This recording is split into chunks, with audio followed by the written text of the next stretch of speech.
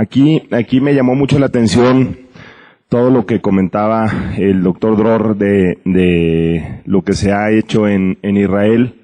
Me quedé muy sorprendido porque esto mismo lo hacemos en México. Todo lo que venía ahí, todo lo hicimos en México. Y normalmente allá usamos mucho en México el tema de las cosas se hacen por amor o se hacen por miedo. Todo esto que se hizo de los centros de formación de profesionales en México no se hizo por amor, se hizo por miedo porque pues nos obligaron a hacerlo. Firmamos un tratado de libre comercio con Estados Unidos en donde se supone que cualquier conductor de Estados Unidos puede entrar a México y viceversa. Y el entrar en este tipo de esquemas de formación obligatoria para los conductores, pues tuvo que ver, desafortunadamente, no fue de entrada de conciencia propia de las mismas empresas, sino fue obligado por este Tratado de Libre Comercio, ¿no? Y yo creo que, pues eso fue pues, un proyecto de ley que se hizo y que se echó a volar. Acá yo lo que les quisiera decir, pues, no sé qué tan, todavía, por lo que veo, todavía no está legislado esto, en donde es una obligación que tiene que cumplir con cierto número de horas, cierto número de requisitos, todo esto. Pero hay una manera muy fácil para ustedes empresarios, poder hacerlo por amor, entendiéndose un poquito esta analogía, porque los conductores, pues creemos que debemos o deberían de verlo como sus socios, aunque el modelo colombiano existen socios, propietarios y conductores. Yo creo que aquí debe de ser bien importante el realmente considerar a un socio, a un partner, al conductor, simple y sencillamente porque en manos del conductor está la empresa. Nosotros vemos dos tipos de puestos o de posiciones en las empresas con flotas de vehículos. Conductores y empleados de servicio a conductores. Toda la organización debe de trabajar enfocada a que los conductores hagan mejor su trabajo. Si los señores hacen bien su trabajo, pues la empresa podrá tener buenas ganancias. ¿Y por qué de esto? Pues en manos del conductor está el negocio, en él está, de entrada le entregan pues, los activos, que son los vehículos. En manos de él está en gran medida las ventas, los ingresos, están los costos, los costes de operación, el combustible, las refacciones, las llantas, está el servicio al cliente. Entonces, el estado de pérdidas y ganancias de una compañía depende del conductor. Entonces, ahí es donde creo que puede entrar la relevancia para ustedes como compañías, en realmente invertirle a los conductores. Como decía Drop, pues tienen que hacerlo. Y tienen que hacerlo porque les conviene, no porque los obliguen. Digo, qué bueno que se llegue a hacer una ley y que sea obligatorio, pero tienen que hacerlo porque les conviene, ¿no? Muy bien. Muy buenos días para todos ustedes y creo que es una oportunidad importante para dar a conocer los avances que ha tenido la legislación en materia del tema que hoy estamos tocando, que efectivamente es una preocupación que a toda la ciudadanía en general nos atañe. Si bien es cierto, hoy se han detectado las grandes falencias que ha tenido la legislación y la misma responsabilidad de las diferentes autoridades que tienen un compromiso con la responsabilidad de la formación de los conductores, hoy hay implementadas diferentes herramientas legales y reglamentarias que estamos como en un proceso de implementación. Con la ley 769 se introdujo una modificación sustancial a los primeros que diría yo tienen una incidencia grandísima en el tema de hoy, es la formación del conductor. Los centros de enseñanza automovilística, como todos saben, a la fecha son unos establecimientos comerciales sin requisitos mínimos que se dedicaron de pronto a vender certificaciones sin efectivamente impartir una capacitación. Esa es una realidad que hoy no podemos desconocer. A raíz de eso, con la ley 769, se exige una transformación de estas escuelas de conducción en entidades docentes. A pesar de que hoy no hay todavía ninguna escuela, ya no les quedan sino 3, 4 meses para que migren a la nueva tipología de escuela que va a ser docente, y como lo exponía aquí Dior, se implementaron herramientas como la formación y la calificación que hoy tiene que tener el instructor que va a ser parte de esa escuela de conducción. Es cierto que hoy los instructores que existen no tienen ninguna formación, su formación es netamente empírica. Se implementó y se construyó en conjunto con el SENA una norma técnica para exigir la competencia laboral de los instructores. Estamos en ese proceso de validación de la norma técnica y dentro de muy poco los conductores que están formando conductores tendrán que contar con el requisito de la competencia laboral. Preocupados por esa falta de conocimiento que tienen nuestros conductores y nosotros mismos en normas de tránsito, el legislador desde diferentes ópticas implementó otras herramientas como la que en este momento se está empezando a implementar, que de alguna manera consideramos hace parte o estamos tratando de resarcir la ausencia de capacitación de los conductores con un estímulo que se está ofreciendo de cursar un curso en un centro integral de atención a aquel conductor infractor para que obtenga un descuento del 50%. La infracción obviamente estaba solamente contrarrestada o sancionada con una multa. Con la ley 1383 se empieza a cambiar esa sanción de multa por la exigencia de recibir una capacitación. Es un elemento que de alguna manera nos va a encasillar hacia que tenemos que recibir una formación en las normas de tránsito y tratar de subsanar de alguna manera la omisión que ha existido a la fecha en la formación de conductores.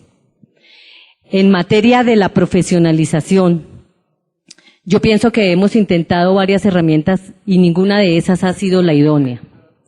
En el Congreso de la República, igualmente ahora con la expedición de la 1397, que es del 14 de julio, se pretendió implementar el requisito de la competencia laboral para los conductores de servicio público. Pero la redacción que allí quedó, pues sencillamente dice recibir capacitación, que eso no quiere decir y no tiene ningún alcance para poder hablar de que la nueva ley exigió la competencia laboral para los conductores de servicio público.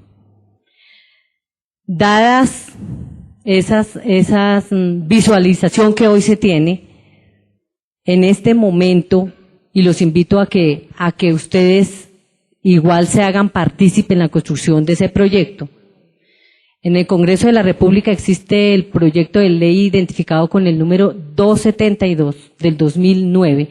Es un proyecto de iniciativa gubernamental donde está modificando algunas normas del Código de Tránsito y se está implementando la profesionalización del conductor de servicio público. El artículo del que yo les estoy hablando está modificando el 19 de la 769, donde están contemplados los requisitos. Lo que exponía Dior es muy cierto, o sea, hoy la licencia de conducción exige unos requisitos que son elementales y no hay ninguno sustancial que haga la diferencia entre un conductor de servicio público y un conductor de servicio particular. Inclusive, en materia de la edad, miraba la edad que él estaba presentando acá para el que va a manejar un camión o una microbús. En la ley 769 nos exigen mínimo o una condición tener 18 años. No hay ninguna diferencia en el conductor que obtiene una licencia para conducir un vehículo particular y la licencia del conductor que que conduce un vehículo de servicio público. Con la reglamentación que se hizo en las escuelas de conducción, se trata de exigir, o se contempla ese requisito, que para obtener una licencia de una categoría superior se tiene que llegar por recategorización. Eso buscando que efectivamente el conductor de 18 años no sea el que de una esté con una licencia conduciendo un vehículo de servicio público. Pero igual esas son reformas que efectivamente tienen que ser introducidas en una ley. El proyecto 272 está exigiendo que, a más de los requisitos que se exigen para obtener cualquier licencia, el conductor debe obtener el grado de la profesionalización. Es un tema que empezamos ahora a desarrollar porque se aspira a que esta formación sea del nivel superior, impartida por las instituciones de educación superior, y la duración se tiene calculado de esa formación sea de 2 años. Como mínimo tiene que ser técnico, y el nivel técnico de la educación superior exige una formación de 2 años. En esa modificación que sale a través de la ley 1383, también hay un cambio que tiene que ver con la obtención de la licencia, y es, anteriormente decía tener 16 años, saber leer y escribir, el examen médico, la aptitud, el certificado expedido por escuelas o la realización de un examen teórico práctico. En la ley 1383 se adiciona un artículo, ya no se deja optativo que la certificación de la escuela o el examen teórico. Se habla que debe obtener una certificación de una escuela y, a más de eso, debe presentar un examen teórico y práctico. Efectivamente existe una falencia en la norma, como usted lo exponía, y es que la certificación efectivamente la expide un centro de enseñanza debidamente habilitado por el Ministerio de Transporte, con el cumplimiento de los requisitos que hoy consagran y que están contemplados en el 1500, decreto 1500 del 2009 y resolución 3245. Adicionan el requisito del examen teórico, pero atribuyen que ese examen teórico debe ser realizado por el mismo centro de enseñanza automovilística. De ahí que el Ministerio ha estado en estos días implementando la reglamentación para determinar cuáles son las condiciones en que se va a realizar ese examen teórico y práctico. Hoy a la fecha nadie lo realiza. La 769 había contemplado que los organismos de tránsito la realizarían, nunca se implementó porque estábamos esperando empatar la realización de ese examen teórico con la implementación del Registro Único Nacional de Tránsito. Dado que sale esta ley, estamos replanteando cómo se va a realizar ese examen teórico. Hasta ahora se tiene previsto que va a ser a través del sistema RUN y que efectivamente va a ser aleatorio, como usted estaba exponiendo, con unas preguntas que de manera aleatoria se le enviarán a cada uno de los aspirantes. Eso en cuanto al examen teórico.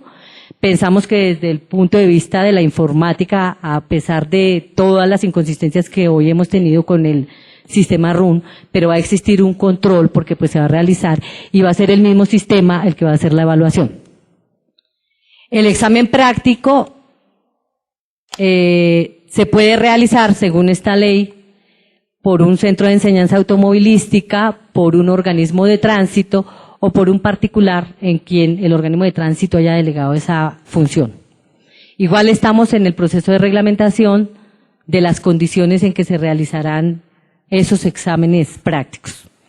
Más o menos esas son las últimas normas que se han expedido y que pues se están implementando por parte del Ministerio de Transporte, todo con el propósito de contrarrestar las grandes inconsistencias, la falta de conocimiento de normas de tránsito por absolutamente todos nosotros, porque el que las escuelas de conducción que hoy existen únicamente se hubiesen limitado a vender certificaciones, es lo que hoy estamos viendo en cuanto a la accidentalidad. Allí se ve reflejada la falencia que siempre ha existido. aspiramos que ya con poco a poco estas medidas que se han venido implementando y ahora con el proyecto que les enuncio de la profesionalización del conductor, pues la panorámica empiece a dar un giro diferente. Gracias. Buenas tardes. Como asesor del SENA, yo tendría ahora que decirles cómo vamos a ejecutar estas, digamos, buenas prácticas. Lo primero que quiero hacerles caer en cuenta es que a pesar de que el sistema SENA ha puesto a disposición de todo el sector productivo dos grandes áreas de trabajo, que es la parte operativa y la parte de mantenimiento, desafortunadamente en este caso la parte operativa no les puede ayudar. Es decir, nosotros no podemos trabajar con ustedes en conceptos de conducción porque no somos una escuela aprobada y la legislación anterior como la nueva no nos contempla en esa área. Inducir en eso, tendremos que dar el camino, tenemos que dar la lucha porque a pesar de todo, y les digo, el SENA en este momento está esforzándose y es palpable que pueden ver ustedes hoy, es un centro de tecnologías que se hizo en Bogotá, donde hay patios de operación para enseñanza de vehículos, para certificación de conductores, pero no podemos actuar porque no estamos autorizados por la normatividad. En la segunda parte, en el área de mantenimiento, tenemos todo lo que ustedes quieran, áreas completamente, digamos, de última tecnología, donde ustedes pueden trabajar sus áreas de trabajo. Vuelvo a la parte operativa. A pesar de que no podemos ofrecer programas de operación en el manejo o la conducción, sí les podemos ofrecer la certificación y en ello venimos trabajando hace 5 años. Iniciamos, me acuerdo, hace 5 años con escasos 1.200 certificaciones. Hoy estamos llegando a las 29.000. O sea, hemos avanzado.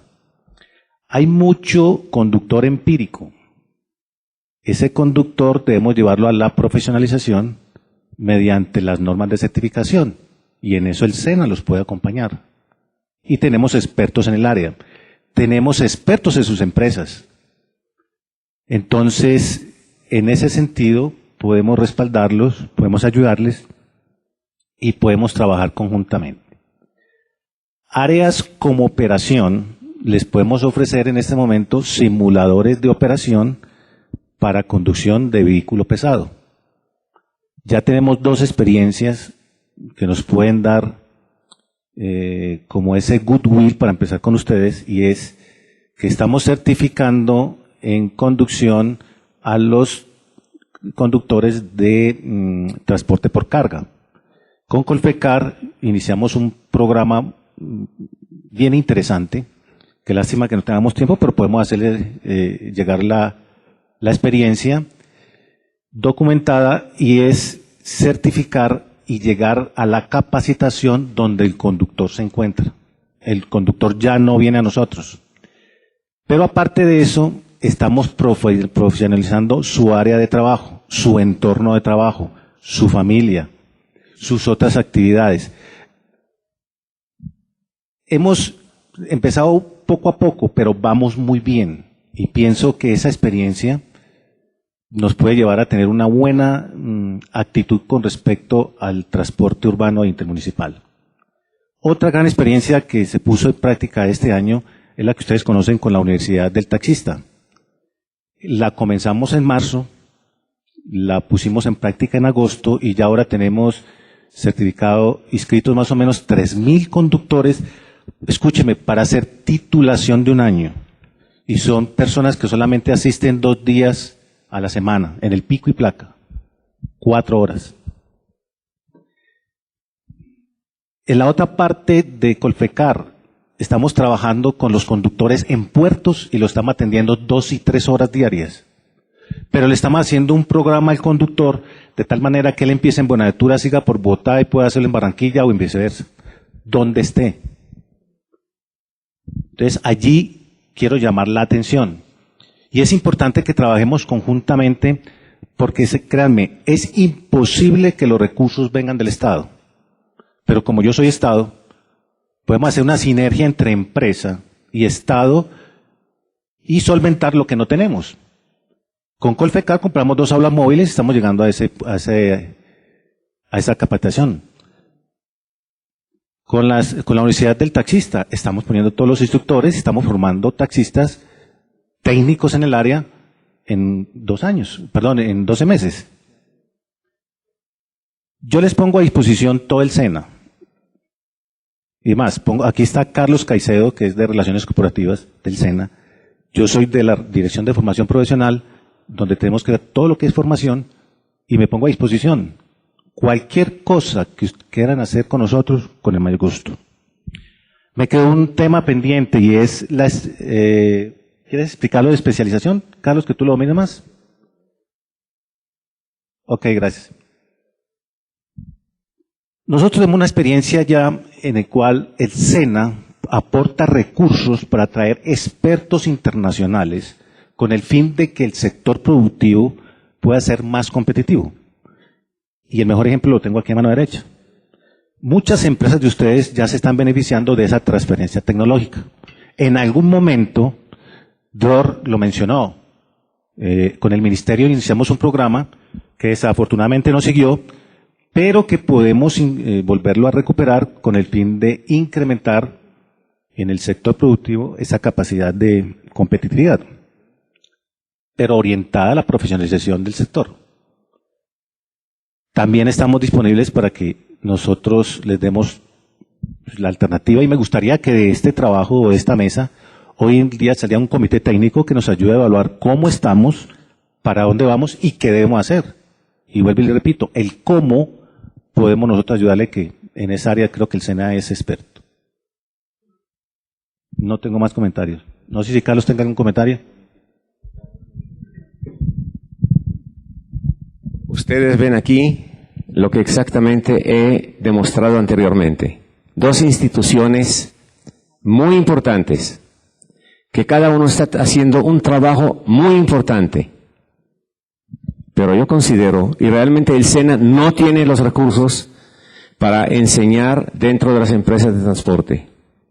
Y yo considero que las empresas de transporte, para la renovación de su habilitación, o no sé qué, cómo se renueva aquí el permiso, si hay permisos o cómo es que funciona, tienen que tener y crear escuelas de conducción, y ahí el SENA entrará con su material y con algunos instructores que van a capacitar a instructores, porque tienen aquí, van a capacitar conductores, pueden capacitar dentro del proyecto instructores de instructores que van formando y formando y formando, y al final de un tiempo todas las empresas tendrán, y no hay el cuento de que hay un bus en Bogotá, pero no tiene gasolina o no tiene repuestos, y otro bus no sé dónde, y etcétera, etcétera. Ya yo sé que en Barranquilla, por ejemplo, están trabajando y haciendo capacitación con los buses de las empresas, pero tiene que salir una resolución o lo que sea, que las empresas tienen que tener y capacitar a su personal.